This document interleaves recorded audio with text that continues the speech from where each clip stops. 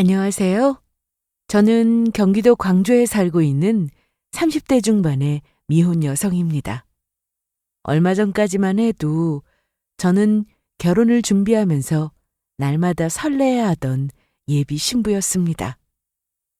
예비 신랑과도 지금까지 그랬던 것처럼 앞으로도 서로 아껴주면서 누구보다 행복하게 잘 살자고 다짐했었고요.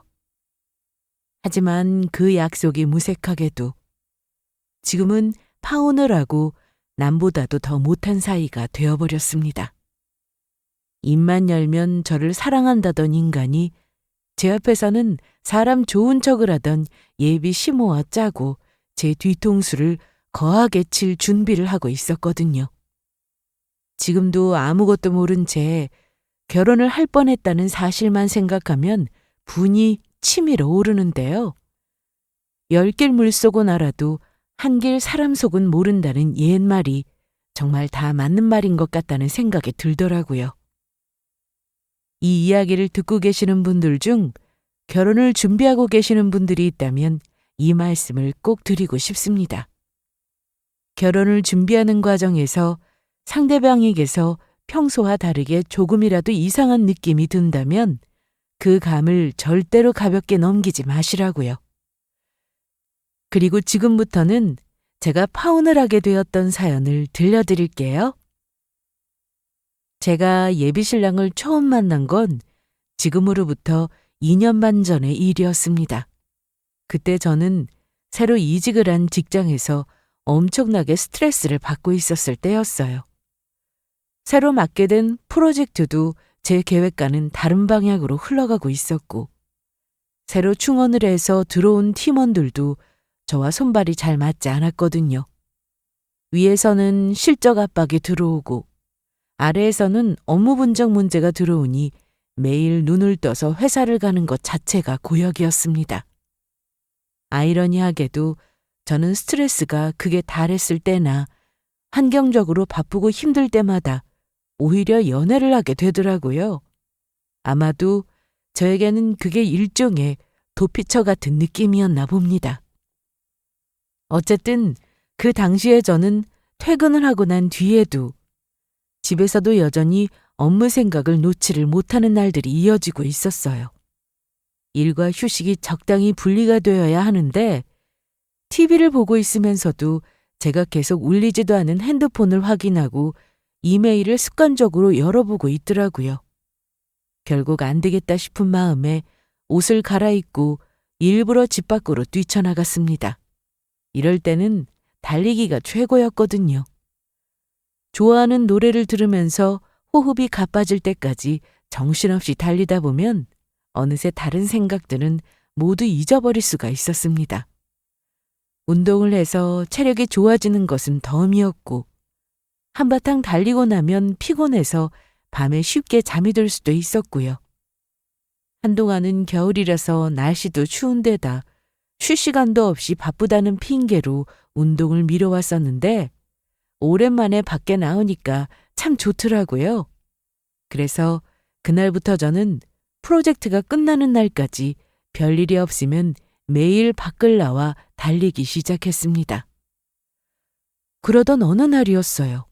그날은 하늘을 보니 곧 비가 쏟아질 것만 같아서 우산과 우비 중에 조금 고민을 하다가 우산을 챙겨나간 날이었죠.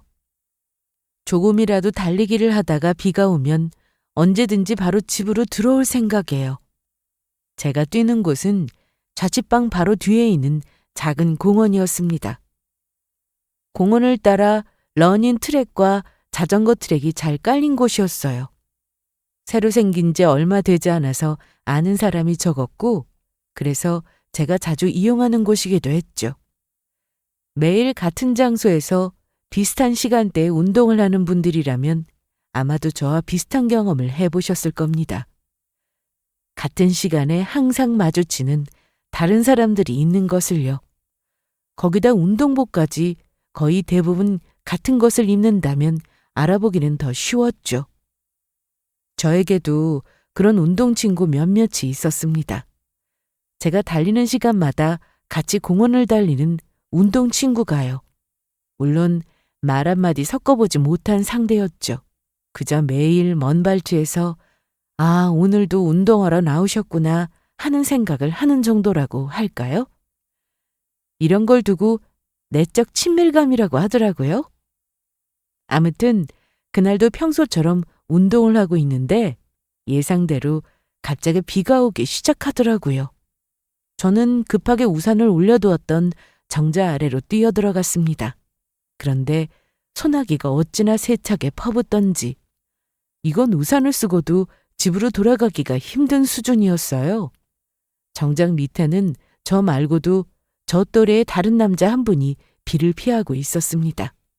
아까 말했었던 그 내적 친밀감을 쌓은 운동 친구였죠. 저희는 어색하게 살짝 고개 숙여 인사를 나누었습니다. 그게 운동을 하면서 처음으로 하게 된 인사였어요. 어색한 침묵이 이어지다가 남자분이 먼저 입을 열었습니다. 갑자기 비가 너무 많이 내리네요. 그러게 말이에요. 일기예보에 비가 온다고 하기는 했었는데. 우산 없으세요? 네, 저는 아예 예보를 확인도 못하고 나와서 그래도 지나가는 소나기라 곧 그칠 것 같긴 하네요. 보니까 매일 이 시간에 운동하시는 것 같던데 여기 근처 사시나 봐요? 아, 네, 맞습니다. 얼마 전에 이 동네로 이사 왔거든요. 제가 그랬던 것처럼 그 남자분도 제가 매일 비슷한 시간에 운동을 하는 걸 보셨다고 하더라고요. 사실 기억을 하고 싶지 않아도 그럴 수밖에 없기는 했습니다. 저는 매일 형광색 운동복을 입고 뛰었는데 아마 저녁에는 엄청 눈에 띄는 색깔일 게 뻔했거든요. 아니나 다를까 몇 마디 주고받다가 곧 그분에게서 제 운동복 색깔 이야기도 나왔죠. 엄청 눈에 띄고 인상적이었다고요. 사실은 저녁에 운동할 때는 형광색 운동복으로 입는 게 안전에도 그렇고 여러모로 좋다고 하더라고요. 그래서 일부러 산 건데. 저도 그 기사 본 것 같네요. 저도 운동복을 바꿔야 하나? 그날 저희는 소나기가 조금 잠잠해질 때까지 꽤나 많은 이야기를 나누었습니다. 몰랐었는데 좋아하는 스포츠 종목이며 비슷한 관심사도 많고 저희 둘 다 나이도 동갑이더라고요. 이야기를 나눠보니 성격도 시원시원하고 좋아 보였고 그날을 계기로 저희는 매일 운동을 할 때마다 이야기를 주고받는 사이가 되었습니다. 운동을 쉬는 시간에는 에너지바나 초콜릿처럼 간단한 간식을 가져와서 나눠 먹기도 했고요. 며칠 뒤에는 연락처를 주고받았고 간혹가다 일이 바빠서 운동을 가지 못하는 날이면 미리 알려주기도 했죠. 왜냐하면 서로가 오늘도 나오는지 여부를 궁금해하고 있다는 사실을 알고 있었거든요. 저희는 그렇게 친해졌고 점점 마음이 커져서 사귀는 사이가 되었습니다. 그게 아마 저희가 대화를 시작한 지 2달쯤 후의 일이었을 거예요. 지훈아. 응? 왜? 나 너랑 만나고 싶은데 우리 사귈래?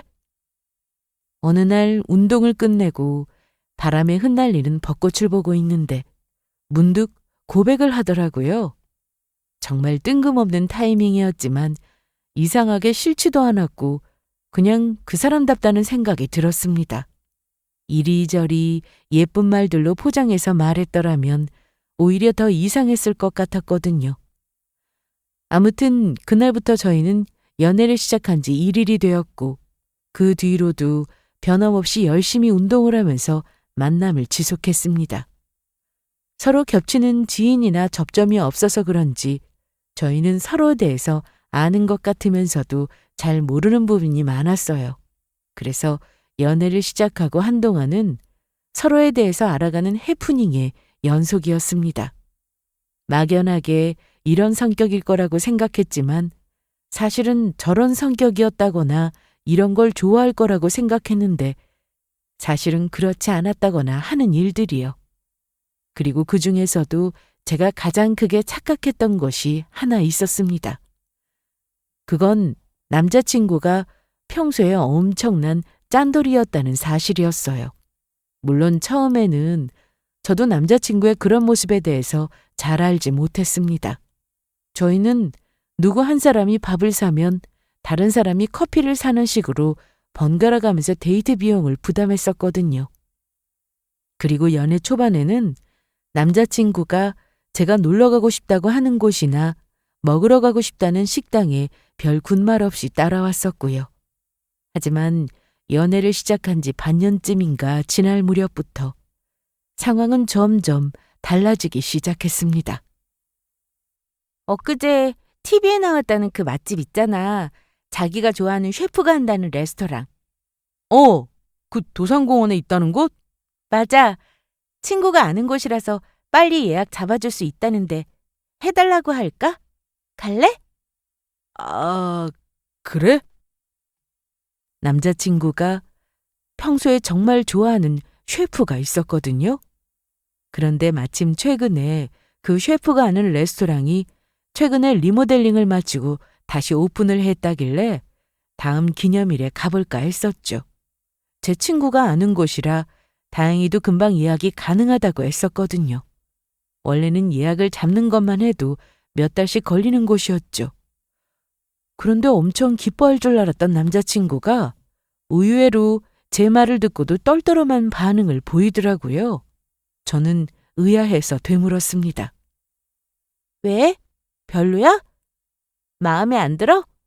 아니, 그런 건 아닌데 거기 너무 비싸다고 하더라고. 양도 엄청 적게 나오는데. 아는 선배가 공사하기 전에 다녀왔었는데 그날 저녁에 집에 돌아와서 다시 라면 끓여 먹었대. 너무 배고파서. 그런 데가 다 그렇지 뭐.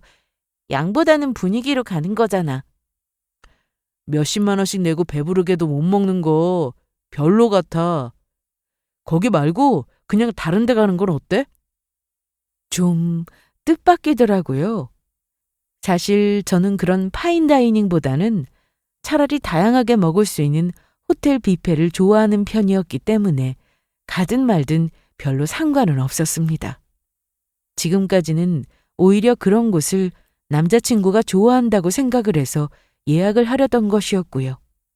그런데 사실은 본인도 그런 곳이 별로였다고 고백을 하더라고요. 그동안 저한테 말은 못했지만 솔직히 자기는 양 많고 가성비 좋은 식당을 좋아한다고요. 그 뒤로 저희는 비싼 레스토랑을 가지 않게 되었습니다. 그리고 그게 시작이었어요. 내 입사 동기가 이번에 결혼한다고 청첩장 돌렸는데 호텔에서 한다고 하더라. 그래? 저번에 말했던 그 영훈 씨? 호텔 결혼식 최소 1억부터 시작한다던데 걔 월급으로 감당이 되나 그게? 맞아. 호텔 예식에 원래 꽃값이 엄청 비싸다고 하더라고. 내 친구도 거기서 해서 1억쯤 들었다고 했어. 그게 다가 아니고 무슨 해외 나가서 스냅 사진인 것도 미리 찍었다던데. 여기 있네. 남자친구가 내민 핸드폰 속에는 웨딩드레스와 턱시도를 입은 예비부부가 다정하게 웃고 있었습니다. 배경을 보니 프랑스 파리더라고요. 이런 거 많이 봤어. 요즘 유행이라고 하더라고. 해외에 나가서 이렇게 웨딩 사진 미리 찍어두는 거. 그게 유행이기까지 해? 그렇다더라. 하나같이 똑같은 스튜디오 빌리거나 다들 제주도 가서 찍는데 색다르게 촬영하고 싶어서 그런다던데? 확실히 예쁘긴 하네. 이 사진도 배경 너무 좋은데? 그럼 혹시 자기도 이런 거 하고 싶어? 그때 남자친구가 엄청 진지해진 얼굴로 묻더라고요. 저는 웃으면서 고개를 저었습니다. 아니, 부럽기는 한데 이런 사진 몇 장 건지려고 예산이 얼마나 들었는지 들어보니까 내가 하고 싶지는 않던데? 그렇지? 자기는 그렇게 생각할 줄 알았어. 나는 호텔 결혼식이네, 해외 스냅 사진이네 이런 거 다 너무 돈 낭비 같아.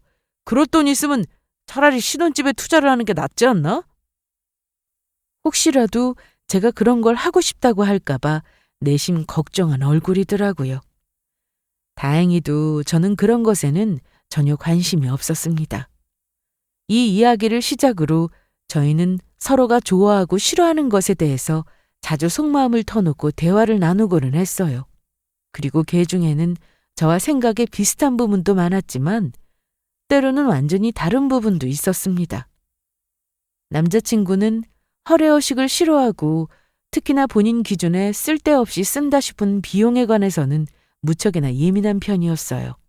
요즘 흔히들 한다는 호캉스도 싫다고 했고 아무리 잘 관리한다고 해도 겨우 1, 2주면 시들어버리는 꽃 선물도 돈 낭비 같다고 싫어하더라고요. 본인이 받는 것이든 주는 것이든지 간에요. 요즘 사람들은 어렵다.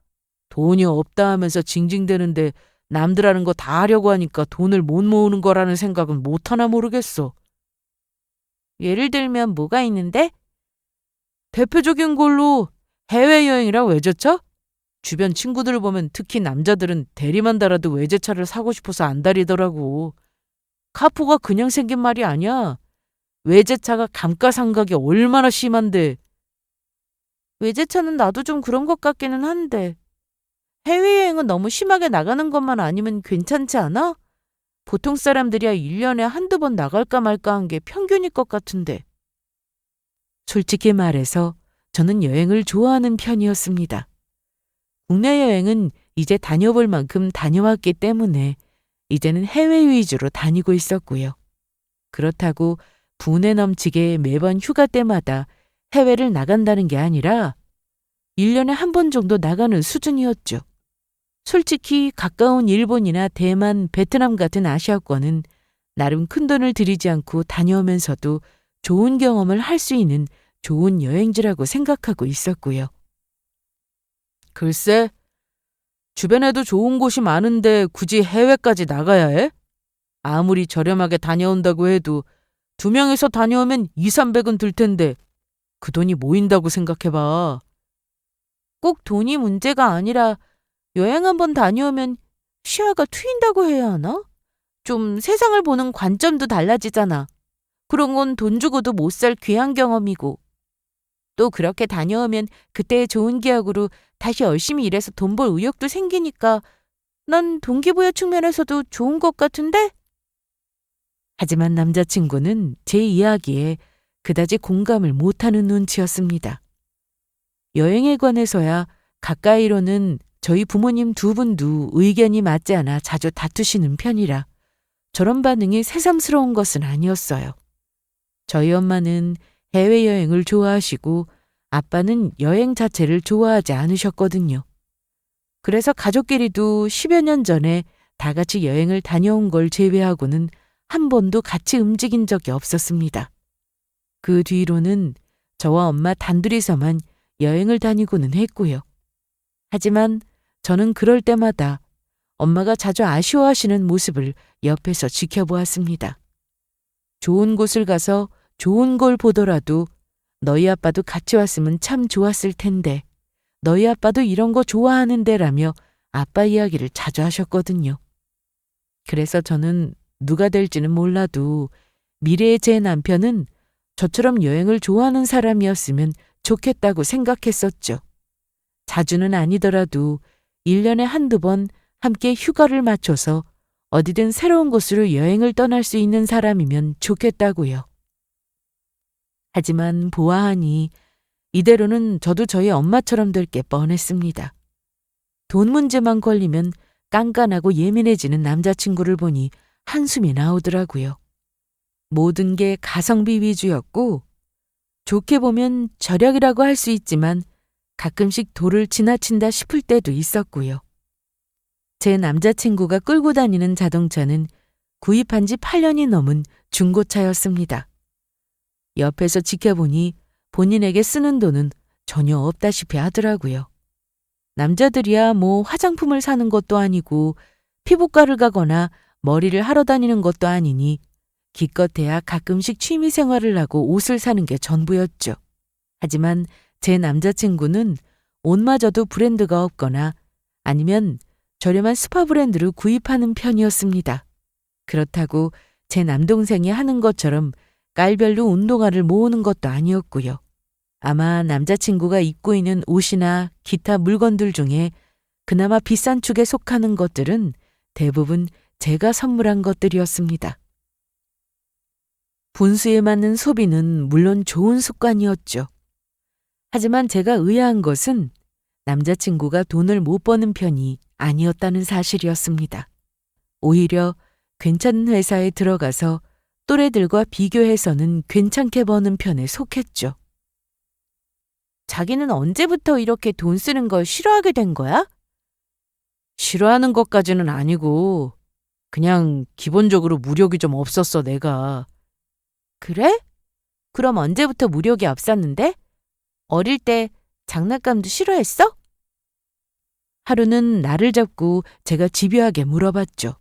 저런 습관이 그냥 생긴 것 같아 보이지는 않았거든요.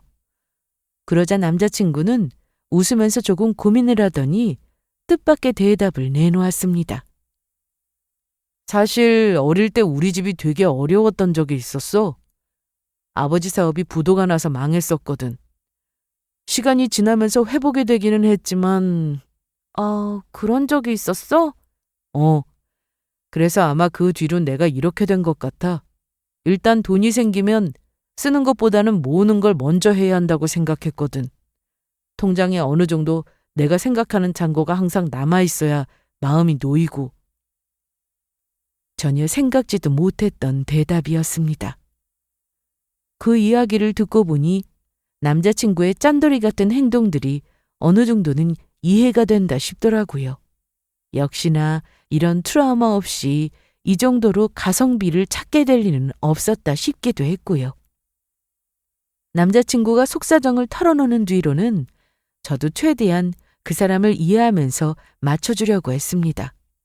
데이트를 하면서도 너무 소비 패턴이 다르면 서로에게 스트레스가 될 게 뻔했으니까요. 하지만 시간이 흐르면서 저희 앞에는 어느 한쪽의 이해로만 맞춰나갈 수 없는 문제가 생기게 되었습니다. 그건 결혼이라는 문제였어요. 솔직히 연애할 때야 가성비 찾고 식당이든 어디든 조금 더 저렴한 곳에 가자고 해도 내가 대충 맞춰주면 되거든? 그런데 결혼해서 평생 사는 건 또 다른 문제잖아. 평생 해외여행도 한 번 안 가고 가성비 식당만 찾아다닐 수는 없는데. 아유, 그것도 문제지. 서로 좋은 것만 하고 살아도 지겨울 때가 오는데 내가 하고 싶은 걸 못하면서 평생 산다? 말도 안 되지. 저는 친한 친구들을 만나 그동안 오래 고민해왔던 문제들을 털어놓았습니다. 혼자서는 도무지 답이 나오지를 않아서 상담을 받고 싶었거든요. 연애를 할 때는 그럭저럭 잘 맞춰나갈 수 있었지만 얼마 전 남자친구가 저에게 프로포즈를 한 이후부터는 완전히 이야기가 달라지게 되었습니다. 그전에는 고민으로만 끝났던 문제가 이제는 눈앞에 성큼 현실로 다가와 있었거든요. 하지만 친구들의 의견도 둘로 나뉘었습니다. 몇몇은 제 입장에 적극 공감을 했었고 또 몇몇은 그게 뭐 그렇게 큰 문제냐는 반응을 보이기도 하더라고요. 지윤아, 내가 살아보니까 분수에 안 맞는 사치하는 인간보다는 차라리 짠돌이가 낫더라. 네 남자친구는 돈이라도 괜찮게 벌지. 우리 남편을 한번 봐. 돈도 못 벌면서 취미생활로 한 달에 100만 원씩 쓰고 술, 담배값으로 또 50만 원을 더 쓴다고. 어우, 너희 남편 아직도 그래? 술, 담배라도 좀 끊으라고 그래. 내가 말린다고 말을 들었으면 지금 이러고 있지는 않았지. 아무튼 조만간 우리 이혼할 것 같다는 이야기야. 진짜로 진지하게 단점이 짠돌이인 것밖에 없으면 그냥 결혼해. 친구들의 말을 듣고 난 뒤 저는 한층 더 깊은 고민에 빠지게 되었습니다. 하지만 결론적으로는 결혼을 하기로 결정을 내리게 되었어요.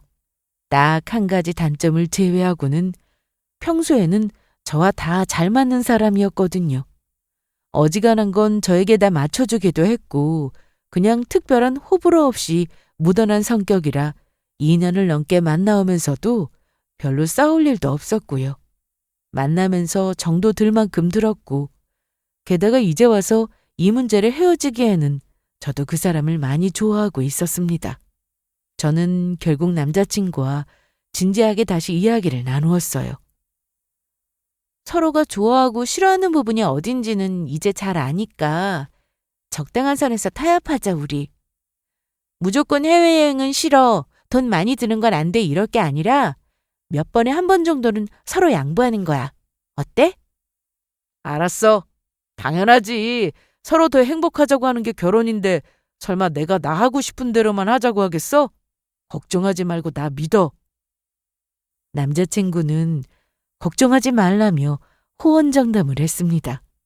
우리는 앞으로도 제 말처럼 서로 잘 양보해가면서 결혼 생활도 슬기롭게 잘 해낼 수 있을 거라고요. 그렇게 저희는 본격적으로 결혼식 준비하기 시작했습니다. 양가의 첫 인사를 드리고 결혼 허락을 받는 것을 시작으로요. 예비 시댁에서는 저를 엄청 반기셨고 참 예뻐해 주셨습니다. 남자친구가 외동이어서 그런지 하나밖에 없는 아들이 언제나 결혼을 할까 싶어서 내심 걱정을 많이 하셨다고 하시면서요. 식구들도 다 성격도 좋아 보이셨고 모든 게 다 잘 풀릴 것만 같은 기분이 들었습니다. 저희는 결혼식에 들 비용을 아껴서 신혼집에 더 투자하기로 결정을 했어요. 저도 겨우 고작 1시간 남짓일 결혼식에 너무 많은 돈을 태우고 싶지는 않았거든요. 결혼식장도 찾아오는 하객분들에게 민폐가 되지 않는 선에서 밥이 맛있고 주차는 편하지만 위치는 조금 외져서 가격이 저렴한 곳으로 잡았습니다. 예물이니 예단이니 하는 것들은 전부 생략하기로 했고 결혼식에서 주례와 패백도 생략하기로 했죠. 대신에 아낀 돈으로 신혼여행은 제가 원하는 곳으로 떠나기로 했고요. 아무리 줄이고 줄인다고 해도 준비할 것들은 엄청나더라고요. 결혼식장을 구하고 나니 다음으로 급한 것은 신혼집 문제였습니다. 서로 모아둔 돈을 터놓고 대출을 얼마나 받을 수 있는지 알아본 후에 신혼집으로 할 전셋집을 찾는데 혼자 살던 자취방을 구하는 것보다 10배는 더 힘든 일이더라고요. 아무래도 두 사람이 모두 만족할 만한 집을 구하려니 더 그랬겠죠. 저희는 매주 주말마다 그리고 어떨 때는 평일에도 퇴근 후에 만나서 집을 알아보러 다니는 게 일상이었습니다. 그날도 저희는 퇴근 후 신혼집 후보 중 한 군데를 보고 온 후에 카페에서 인터넷에 올라온 다른 집들을 찾고 있던 참이었어요. 그런데 문득 남자친구가 그러더라고요. 자기는 결혼하고 나면 돈 관리는 앞으로 어떻게 하고 싶어? 돈 관리? 초반에는 각자 하는 게 낫겠다고 했잖아. 생활비만 공동으로 쓰고. 그런데 생각해보니까 한 명이 관리하는 게 나을 것 같아. 결혼한 선배들 이야기 들어보니까 한 명이 관리해야 돈 모으기가 좋다더라고. 공과금이니 뭐니 지출 관리도 편하고. 그것도 맞는 말이기는 해. 그럼 둘 중에 누가 할 건데? 결혼한 제 유부녀 친구들의 이야기를 들어보면 거의 반반인 편이었습니다. 한 명이 관리를 하면서 각자 용돈을 사용한다든가 아니면 공동 생활비를 각출하되 각자 돈은 각자가 알아서 관리한다든가 하는 것들이요. 확실한 것은 둘 중 한 명이 관리를 하면서 공평하게 용돈을 받아 쓰는 것이 조금 더 돈을 모으기 쉽다는 점이었습니다. 아무래도 사람 심리가 내 손에 돈이 무한정 있다고 생각하면 조금 더 편하게 쓰기 마련이었으니까요. 내가 이과 출신이잖아. 내가 돈 관리하는 건 자기보다 조금 더 꼼꼼하고. 그래서 자기가 하고 싶다고? 나 잘할 자신 있어. 가계 쓰는 거 엄청 좋아하잖아. 저번에 엑셀로 작성한 거 못 봤어? 그렇지 않아도 예전에 언젠가 남자친구가 노트북을 켜놓고 뭔가를 한참 두들겨대기에 뒤에서 슬쩍 뭐냐고 물어본 적이 있었거든요. 그때 남자친구가 보여준 것이 본인이 쓰는 가계부였습니다. 저는 기껏해야 핸드폰 어플로 날아오는 카드 고지서를 확인하는 게 전부였는데 그때 조금 충격을 받기는 했었죠. 못 믿어오면 일단 첫 해는 내가 먼저 해볼 테니까 혹시나 마음에 안 들면 다시 바꾸자. 어때? 알았어. 괜찮은 생각이네. 그렇게 일단은 남자친구가 모든 돈 관리를 책임지고 맡아 하는 것으로 결론이 났습니다. 본인이 저렇게 하고 싶다고 난리인 데다가 저는 사실 귀찮아서 가계부도 잘 쓰지 않는 성격이라 뭐라고 더 할 말이 없기도 했고요. 결혼 후에는 서로 월급 통장에 들어오는 돈을 그대로 이체해서 남편이 관리하는 부부 통장에 몰아두고 각자 용돈을 받아서 사용하기로 결정했죠. 생활비나 저축 금액은 이후에 몇 달 살림을 살아본 후에 의논해서 다시 결정하기로 했고요. 저는 그때는 그냥 잘하는 사람이 하면 되겠지 싶었습니다. 이것 때문에 나중에 저에게 무슨 일이 생기게 될지도 모르는 채로요. 그 일이 있은 지 2주쯤 후에 저희는 예비 시어머니와 함께 또 신혼집을 구경하러 가게 되었습니다. 아무래도 어른이 또 집을 조금 더 꼼꼼하게 보실 수도 있겠다 싶었거든요. 예비 시어머니도 요즘 집들은 어떻게 나오는지 궁금하다고 하기도 하셨고요. 그런데 방문했던 부동산에서 너무 좋은 집이 급매로 나온 것을 보게 되었습니다. 여기 내가 눈여겨봤던 곳인데 왜 이렇게 싸게 나왔대? 사장님, 이 집 혹시 사진 좀 보여줄 수 있어요?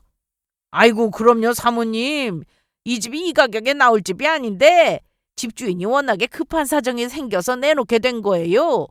벌써 문의도 얼마나 많이 들어왔다고요.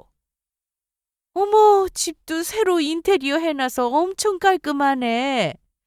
예, 청하나, 너도 와서 좀 봐. 예비 시어머니는 사진을 보고는 너무 좋다며 계속해서 감탄을 연발하셨어요. 확실히 집이 좋기는 하더라고요. 예비 시댁은 지금 오래돼서 낡은 아파트였어요.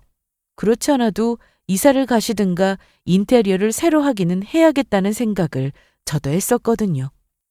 워낙에 요즘 집을 알아보러 다니다 보니 대충 어떤 위치에 어떤 컨디션의 집이 얼마 정도에 나오겠다 싶은 게 제 눈에도 잘 보이더라고요. 부동산 아저씨 말대로 이 가격에 나올 집이 절대로 아니기는 했었죠. 이 집 나가기 전에 내가 계약해야겠다. 네? 어머님, 이렇게 갑자기요? 사진을 보자마자 직접 두 눈으로도 확인을 해야겠다며 방문까지 하고 나오던 참이었습니다. 갑자기 예비 시어머니가 급매로 나온 이 집을 사야겠다고 하시지 뭐예요? 농담이 아니라 정말 진지하게 하시는 말씀 같았습니다. 저는 어리둥절해서 되물었고 예비 시어머니는 제 어깨를 두드리시면서 뜻밖의 말씀을 하셨어요. 이건 우리 아들이 원래부터 사준다고 한 거니까 걱정 말거라. 너희 신혼집 할 돈은 따로 다 있으니까. 저는 순간 이해가 잘 되지 않았습니다. 원래 예비 시어머니 집을 사드리기로 했다니요. 그래서 잠시 후 예비 시어머니를 집에다 모셔다 드린 후에 둘만 남은 자리에서 아까 어머님이 하신 말씀이 대체 뭐냐고 물었죠. 남자친구는 제가 그런 질문을 할 줄 알고 있었다는 듯이 아무렇지도 않게 대답했습니다. 어머니가 하신 말씀이 맞아. 내가 몇 년 전부터 약속했던 거야. 좋은 집 나오면 부모님 집부터 사드리겠다고. 그런데 그동안은 계속 마음에 쏙 드는 집이 없었거든. 아니, 그래. 사드리기로 한 건 그렇다 치고 지금 당장 수중에 그럴 돈이 있어? 우리 신혼집 전세금도 빠듯하게 맞춰야 하잖아. 자기 돈이랑 내 돈이랑 합쳐서 전세금 내고 나면 남는 돈도 없지 않아? 그러게. 시기가 참 공교롭게 그렇게 됐네. 그런데 일단 너무 싸고 좋은 집이니까 부모님 집은 대출받아서라도 계약을 해드려야 될 것 같아. 어머니도 저렇게 마음에 들어하시고. 결론적으로는 기어이 지금 예비 시부모님의 집을 마련해드리겠다는 말이었습니다. 다행히 남자친구도 저도 서로 저축을 잘한 편인데다가 결혼식을 준비하면서 드는 비용을 엄청나게 줄였기 때문에 대출을 받지 않고 작은 전셋집을 구할 수 있는 수준이었어요. 그런데 생각지도 못했던 예비 시부모님 집 때문에 대출을 받게 되다니요. 그럼 저희가 절약해가며 했던 노력들은 다 뭐였나 싶더라고요. 저 정도 좋은 집이 언제 또 금매로 나올지도 모르잖아. 위치도 너무 좋고 사두면 무조건 오를 집이야 저기는. 알잖아 자기도. 그래도 대출을 많이 받아야 할 거 아니야. 지금 부모님 사시는 집 팔아서 보탤 거니까 일단은 절반 정도만 받으면 될 것 같은데? 그리고 나중에 저 집도 결국은 우리 거야. 내가 외아들인데 언젠가 부모님 돌아가시면 저 집 누구한테 가겠어? 그러니까 지금 사두는 게 투자지. 아니면 우리 필요할 때 언제든 되팔면 되고. 제가 보기에도 투자 가치가 높은 아파트처럼 보이기는 했습니다. 하지만 여전히 뭔가가 찜찜했어요. 남자친구가 나중에는 예비 시부모님이 가지고 계시다는 땅 이야기를 하더라고요. 여차하면 나중에 아버지 가지고 계시는 땅들 정리하면 대출금은 갖고도 남아. 지금은 놔두면 더 오를 거라고 생각해서 정리 안 하고 계시는 거거든. 그러니까 걱정 안 해도 돼. 사실 그 땅 이야기는 저도 예전에 남자친구에게서 얼핏 들은 적이 있었습니다. 예비 시아버지가 사둔 땅이 있었는데 지금까지는 개발 소식이 전혀 없어서 팔지도 못하고 있던 땅이었다고요. 하지만 최근에 그 일대가 개발구역으로 결정이 되면서 땅값이 사들였던 때에 비해서 엄청나게 뛰었다고 하더라고요. 아마 놔두면 앞으로 점점 더 오를 거라고 했고요. 결국 지금은 돈이 그 땅에 묶여 있어서 남자친구가 예비시댁의 집을 해결해야 하는 상황이었습니다. 땅 담보대출을 받으면 되지 않냐고 했더니 아버지가 그렇게까지 하면서 이사를 가야 하냐고 싫어한다고 하시더라고요. 그나마 아들이 사들인다고 하니 이사를 가겠다고 하시는 거라고요. 어쨌든 대출 문제는 그렇게 끝이 났습니다. 남자친구가 앞으로 본인이 더 뼈 빠지게 일해서 예비시댁 대출금도 갚고 언젠가는 우리 매매할 집도 알아볼 거라고 했고요. 지금 사두는 게 결국은 투자라는 말에도 나름의 일리는 있겠다 싶을 정도로 좋아 보이는 보이기도 했습니다. 얼마 후 남자친구가 예비 시아버지께도 그 집을 보여드린 후 최종 허락을 받고 집을 계약했다는 소식이 들려왔어요. 다행히도 대출 승인이 빨리 나왔더라고요. 그즈음 저희도 저희가 살 적당한 신혼집을 찾아서 가계약을 마치게 되었습니다. 완벽하지는 않았지만 서로 직장에서 적당한 거리에 적당한 크기에 만족스러운 집이 있었죠. 이제 가정과 가구만 잘 채워 넣으면서 나머지 준비를 하면 되겠다 싶더라고요. 그 뒤로 저희 웨딩 사진 촬영을 준비하면서 한참 가구를 보러 다니고 있었습니다. 그날도 저희 신혼부부 가전 가구 페어가 있다는 저 멀리 일산까지 구경을 갔던 참이었어요. 사람이 미어터져서 정신이 하나도 없더라고요. 나 잠시 화장실 좀 다녀올게. 여기서 기다리고 있어? 주문 다 두고 가. 무겁게 가져가지 말고. 실내에 사람이 워낙 많아서인지 땀까지 흘리고 있던 남자친구는 제 말에 두터운 외투를 벗고 가방까지 내려놓은 채 가벼운 차림으로 자리에서 일어났습니다. 그런데 남자친구가 저 멀리 화장실로 사라지자마자 외투 주머니에서 진동 소리가 울리더라고요. 핸드폰을 그 안에다 넣어두고 간 모양이었습니다. 핸드폰을 꺼내보니 예비 시어머니셨어요. 그냥 놔둘까 하다가 대신 전화를 받으려고 했죠. 그런데 공교롭게도 전화를 받으려던 순간 전화가 끊기더라고요. 다시 걸어드려야 하나 싶어서 화면을 보고 있는데 곧바로 메시지 한 통이 날아왔습니다. 보낸 사람은 예비 시어머니였어요. 왜 이렇게 통화가 안 돼? 지훈이한테 말 조심해. 괜히 실수하지 말고. 저는 그 메시지를 보자마자 대화방을 들어가지 않을 수가 없었습니다. 제 머리보다 손가락이 본능적으로 더 먼저 움직였거든요. 그리고 제가 거기서 본 게 뭐였는지 짐작이 되실까요? 제가 열었던 것은 바로 판도라의 상자였습니다. 남자친구와 예비 시어머니는 평소에 엄청나게 대화를 자주 하는 편이었어요. 스크롤 창이 끝도 없이 올라가더라고요. 어떤 날은 저와의 대화보다 두 사람의 대화가 더 길 정도였습니다. 그리고 저는 계속해서 눈을 의심하게 만드는 대화 내용들을 목격했고요. 그런데 너무 무리해서 대출받은 게 아닌가 모르겠구나. 걱정 마세요. 그게 뭐 얼마나 한다고요. 그리고 앞으로 돈 잘 버는 며느리 있는데 뭐가 걱정이세요? 그래, 내가 살면서 며느리 덕보는 날이 다 생기네. 지훈이 걔가 얼굴만 딱 봐도 돈복 있게 생기긴 했더라고. 며느리가 사주는 집이라고 하니까 텁썩 계약한 거지. 네 돈이라고 했으면 내가 심장 떨려서 했겠어? 며느리가 사주는 집이라니. 그때까지는 대화를 보더라도 전혀 이해가 되지를 않았습니다. 저는 떨리는 손으로 급하게 다음 대화들을 계속해서 확인했어요. 그런데 걔가 은근히 눈치도 빠른 것 같던데 들키지는 않겠지? 안 들켜요. 이럴 줄 알고 앞으로 돈 관리는 제가 하기로 했잖아요. 자기 월급에서 돈이 나오는지 들어갔는지도 모를걸요? 지훈이 평소에는 일하느라 워낙 바빠서 이런 거 신경 쓸 시간도 없고요. 그리고 혹시라도 들키면 공동생활비라고 대충 둘러대면 돼요. 알았다. 너도 안 들키게 조심해라. 지 월급으로 대출금 갚을 거 알면 아주 난리가 나지 않겠니? 난리가 날 건 또 뭐예요. 이제 제 돈은 제 돈이고 걔 돈도 제 돈이에요. 거기까지 확인한 저는 그 순간 입을 틀어막았습니다.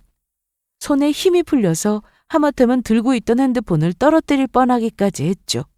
너무 어이가 없고 기가 막힌 나머지 온몸이 덜덜 떨리더라고요. 오한이라도 든 것처럼요. 제가 본 내용을 도저히 믿을 수가 없었습니다. 몇 번이고 메시지를 확인하고 또 확인했지만 내용은 같았어요. 그러니까 저 말은 제 월급으로 예비 시부모님 집에 대출금을 갚기로 했다는 소리였던 겁니다. 그걸 감쪽같이 속이기 위해서 본인이 돈 관리를 하겠다고 미리 약을 쳐놨던 거였고요.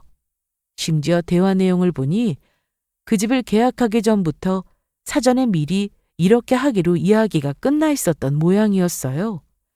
그날 부동산에서 금매로 나온 집을 처음 본 척했던 건 다 두 사람의 연기였던 거고요. 정말로 온몸에 벌레가 기어가는 것처럼 소름이 끼쳤습니다. 저는 황급히 주변을 확인했어요. 아직 남자친구가 나오지 않은 것을 확인하고는 얼른 제 핸드폰을 꺼내 그 대화 내용을 모조리 카메라로 찍었습니다. 그리고는 다시 핸드폰을 외투 주머니 속에 넣어두었어요. 남자친구가 다시 돌아왔을 때는 아무렇지도 않은 척하면서요. 하지만 남자친구의 뒷모습을 볼 때마다 계속해서 속으로는 저 머리를 쥐어뜯어버리고 싶다는 생각만 들더라고요. 저는 당장이라도 폭발해버릴 것만 같은 속을 간신히 참고는 그날의 데이트를 마쳤습니다. 그리고 저는 이튿날 바로 제 친구를 찾아갔어요. 어려서부터 봤었던 친구의 친언니가 바로 이혼 전문 변호사였거든요. 자초지종을 들은 친구는 기겁을 하면서 곧장 저를 데리고 언니에게로 향했고 그날 바로 모든 상담을 마칠 수 있었죠. 뭐 이런 놈이 다 있지? 미친 거 아니야 진짜? 지훈이 네가 많이 놀랐겠네. 기가 막히는 일이겠지만 의외로 이 바닥에서는 이런 일이 비일비재해. 정말 별의별 사연이 다 들어온다? 친구의 언니는 제 어깨를 두드려주면서 이렇게 된 것은 안타깝지만 놀랄 일도 아니라고 위로해 주더라고요. 이런 말도 안 되는 일이 그야말로 말이 안 될 정도로 수없이 많다면서요. 이런 미친 인간과 미친 시댁을 만난 게 저 혼자가 아니라니 이걸 위로로 삼아야 할지 알 수가 없더라고요. 저는 언니의 도움을 받아서 바로 민사소송을 준비했습니다. 제가 가져온 증거만으로도 이미 충분하다고 하더라고요. 제가 소송을 걸자 당연히 저쪽에서는 난리가 났습니다. 지훈아, 그거 다 오해야. 네가 뭐 때문에 이러는지 모르겠는데 네가 생각하는 그런 거 아니라니까? 오해인지 아닌지는 법원에서 판단하겠지. 진짜 답답해서 미치겠네. 야, 내가 미쳤다고 네 월급으로 대출금을 갚으려고 하겠냐고. 그냥 말이 그렇다는 거지. 어차피 결혼하면 우리 돈이 합쳐지는 거잖아. 부부 사이에 내 돈, 네 돈 없는 거고. 그런 의미에서 한 소리였다니까? 아니지. 네 돈은 네 돈이고 내 돈도 네 돈이라며. 말은 똑바로 해. 저는 코웃음을 치며 저 인간이 했던 말들을 그대로 읊어주었습니다. 그랬더니 더 이상 본인의 변명이 먹힐 것 같지 않자 나중에는 오히려 적반하장으로 나오더라고요. 겨우 이깟 일로 결혼을 하려던 남자를 고소까지 하냐면서요. 겨우 이깟 일이라니. 아직도 정신을 못 차린 게 틀림없었습니다. 제가 일하는 회사까지 쳐들어와서 난리를 치는 바람에 건물 경비와 경찰까지 출동했고요. 물론 그 사실까지 추후에 있었던 재판에 모두 참작되었죠. 친구 언니의 말대로 재판은 어려울 게 전혀 없었습니다. 결혼을 준비하던 중에 신뢰관계가 파탄이 났으며 그 원인은 예비 신랑과 예비 시어머니의 저에 대한 고의적인 기망행위인 것으로 결론이 났고요. 그 인간은 혼인 파탄으로 정신적 손해를 끼친 점에 대해 위자료 배상 판결을 받았습니다. 그리고 여태까지 결혼 준비에 들어간 그 모든 비용과 앞으로 나올 취소 수수료까지 전부 다 합친 금액을 손해배상 금액으로 물게 되었고요. 거기다 소송에 따른 변호사 비용까지 물게 된 것은 덤이었습니다. 그 적은 돈에도 벌벌 떨면서 아까워하던 인간이 합치면 억대에 가까운 손해배상 금액과 위자료를 물게 되었으니 어떤 표정을 지었을지 상상이 가시죠? 하늘이 무너진 것처럼 바닥에 주저앉아서 악을 써대더라고요. 저는 그 모습을 조금 지켜보다 먼저 그 자리를 빠져나왔고요.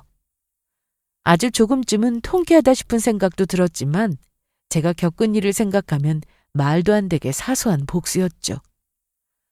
여기까지가 제가 파혼을 하게 된 이야기입니다.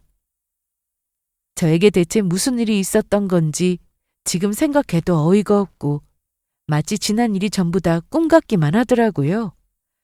아마 한동안은 이런 악몽을 계속해서 꾸게 되기도 하겠죠. 그래도 조상신이 도와주신 덕분인지 다행히도 결혼 전에 이 모든 사실들을 알게 되었습니다. 그래서 이혼이 아니라 파혼으로 끝낼 수가 있었던 거고요.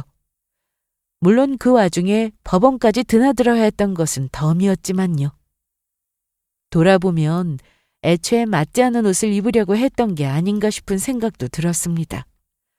저는 지난 일들은 모두 잊고 당분간 여행이나 좀 다녀오려고요. 여행에서 돌아올 때쯤이면 마음속을 가득 메운 이 우라도 조금쯤은 사라지지 않을까 하는 바람을 갖고요. 여기까지 들어주셔서 감사합니다.